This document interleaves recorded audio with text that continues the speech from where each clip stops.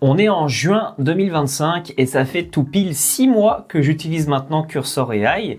Et le but de cette vidéo, je voulais vous faire un petit peu un résumé à chaud de l'expérience que j'ai eue avec ce logiciel et surtout les répercussions que ça a eu derrière. Vous me voyez souvent vous faire des vidéos par rapport à l'intelligence artificielle, par rapport au développement web, par rapport à mes expériences personnelles également, avec les sites web que j'ai faits, avec le développement web au quotidien, qui n'est pas uniquement mon seul métier.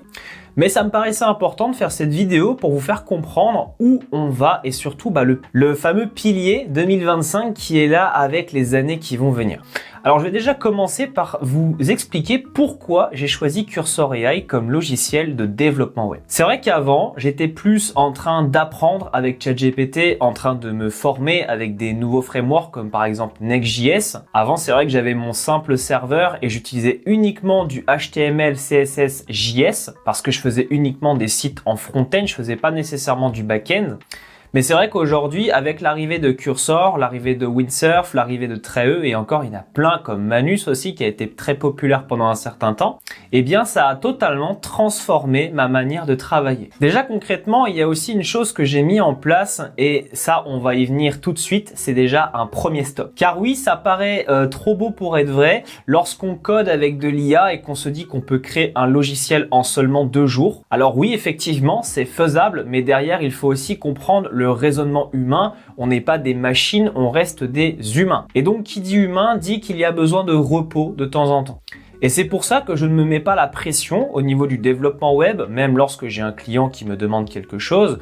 Aucun souci, je prends le temps de faire les choses, de parler, de discuter, de communiquer pour avoir le temps de travailler correctement. Aujourd'hui, quand on voit même l'arrivée de N8N, donc qui existe depuis un petit moment, mais où tout le monde commence à en parler, il y a des vidéos qui affluent sur ce domaine, mais c'est vrai que ça rajoute une charge de travail immense et à cause de l'intelligence artificielle, il y a même des entreprises qui sont amenées à faire entre 40 et 80 heures par semaine. Et donc, c'est là que ça n'a littéralement plus de sens de créer du contenu juste pour créer du contenu. Il faut que ça respecte quand même une règle relative d'exigence de se dire, ok, moi, j'ai décidé de vous faire des vidéos par rapport au développement web, mais il faut que ça reste intéressant. Et pour que ça reste intéressant, c'est pas de vous faire une vidéo par jour sur ce thème-là, mais plutôt de chercher des idées concrètes que vous pouvez mettre dans votre quotidien. Et là, Cursor a été un élément déclencheur de ça, tout simplement parce que au lieu de préparer une vidéo qui mettrait 7 jours au préalable, eh bien, cette même vidéo va prendre même pas une journée pour trouver le concept, l'appliquer et bien entendu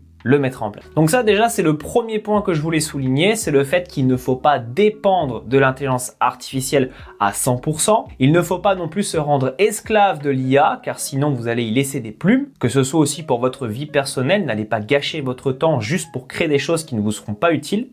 Donc maintenant, je vous propose c'est de passer au deuxième point.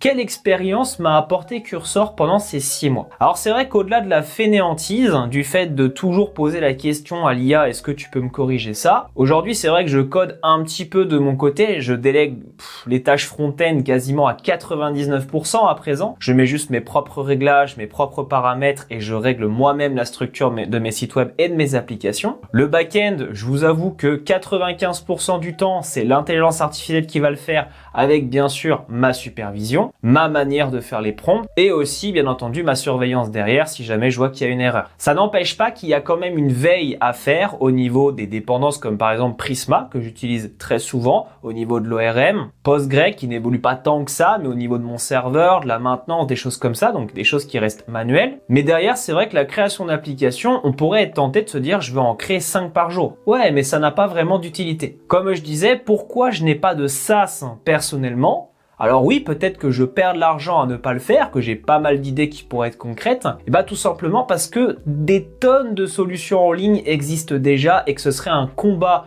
hors norme pour pouvoir avoir cette visibilité et en plus avoir justement cette rentabilité.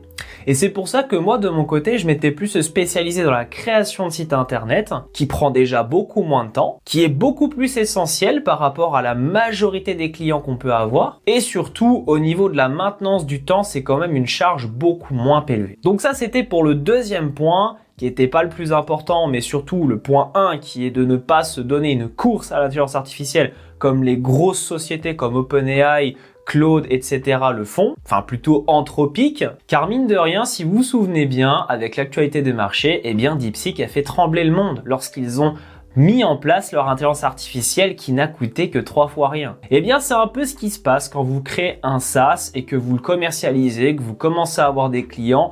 Eh bien, si demain vous avez quelqu'un qui propose une solution encore mieux et que c'est l'IA qui l'a faite, eh bien forcément vous allez subir la perte. Donc voilà pourquoi déjà dans cette principale raison je ne crée pas de SaaS, pour ne pas perdre mon temps tout simplement et me concentrer sur les choses qui me paraissent essentielles et qui vont avoir de la valeur pour les clients.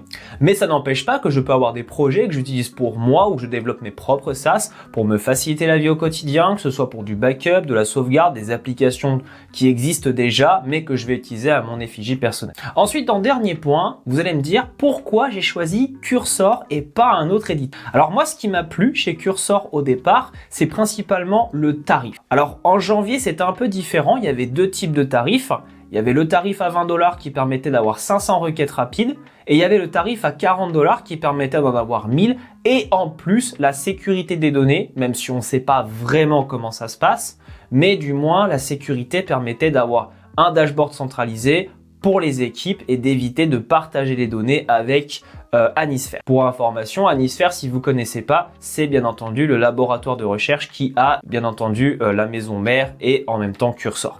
Et donc on en vient justement à ce fameux point important, le fait de la sécurité et de la privacy. Car effectivement, quand vous codez une application ou un site web et dès lors que vous faites appel à de l'intelligence artificielle, lorsque c'est un simple site où vous n'avez pas de données sensibles, votre fichier .env ou même de la sécurité, c'est vrai que je vois très mal une entreprise dans la sécurité ou cybersécurité qui va faire appel à de l'IA ou alors plutôt des modèles locaux et pas nécessairement des logiciels comme Cursor. Deuxièmement, il y avait aussi ce côté simplicité que j'aime beaucoup chez Cursor, c'est le fait qu'ils ne sont pas avares au niveau de l'argent, ils ne sont pas là à vous proposer des offres à 30, 40, 50 $ par mois, mais plutôt de proposer un abonnement simple, vous avez 500 requêtes rapides et tout le reste c'est gratuit, mais bien entendu un peu plus lent. Et tout ça, ça a fait qu'effectivement je me suis pas posé 50 questions, je me suis dit je vais prendre mon abonnement, je vais tester. Et donc grâce à Cursor, effectivement j'ai multiplié ma productivité par 1000, mais la question qu'on se pose c'est est-ce qu'elle a vraiment été essentielle cette productivité? Alors d'un premier point de vue, on pourrait dire que oui, c'est vrai que je peux faire beaucoup plus de vidéos dans un temps beaucoup plus court, car à la fois on a le temps de se concentrer sur les produits d'IA, de pouvoir les présenter, de présenter ce que font les modèles d'IA avec leurs capacités. C'est vrai que moi j'ai connu GPT 3.5 qui était vraiment médiocre quand on voit les IA d'aujourd'hui, mais on arrivait quand même à faire des choses sympathiques et il fallait se concentrer plus sur le prompt engineering. Mais le gros point négatif de cette histoire, et je pense que c'est ça qui t'intéresse le plus, c'est de savoir en fait qu'est-ce que Cursor a causé au niveau de l'avenir que peuvent avoir les développeurs ou les personnes comme moi qui créent du contenu tout simplement pour justement vous divertir et vous montrer des nouvelles choses. Eh bien premièrement, ça crée de la dépendance extrême à l'intelligence artificielle. Ça veut dire qu'aujourd'hui, effectivement, je me vois pas du tout en position d'abandonner Cursor. Je n'ai plus cette envie d'apprendre comme avant ou de cette passion de savoir comment fonctionne le code. Je le lis toujours, j'essaye toujours de me familiariser avec les nouvelles syntaxes, les mises à jour, que ce soit TypeScript, JavaScript et aussi par rapport à Next.js qui est mon framework par défaut. Mais c'est vrai que plus le temps avance, 2025 nous a montré que c'était une année charnière où on n'avait plus nécessairement ce besoin d'apprendre. Mais sinon, mon expérience avec Cursor reste quand même positive dans le sens où effectivement, je n'ai pas besoin de réfléchir. Ça crée beaucoup moins de mal de tête. On ne se pose plus vraiment la question de se dire « Ok, j'ai une deadline pour mon projet ». Non. C'est vrai qu'un site web aujourd'hui, en moins de 72 heures, il est prêt, comme je le fais sur mon site web pour un client. Auparavant, cette même tâche, si j'aurais fait ça manuellement, on aurait été sur un délai entre 2 et 3 semaines en intensif. Alors oui, Cursor a des avantages, mais il a aussi des inconvénients, pas au niveau tarifaire, mais au niveau du fait que si vous allez dans cette direction, sachez que le confort va finir par remplacer votre envie d'apprendre. Donc voilà, c'est la fin de cette vidéo. J'espère en tout cas qu'elle t'aura plu. Si ce format te plaît, fais-le moi savoir dans les commentaires. Lâche un pouce bleu, partage cette vidéo, c'est très important. Abonne-toi et on se dit à bientôt. Sur ce, bye bye.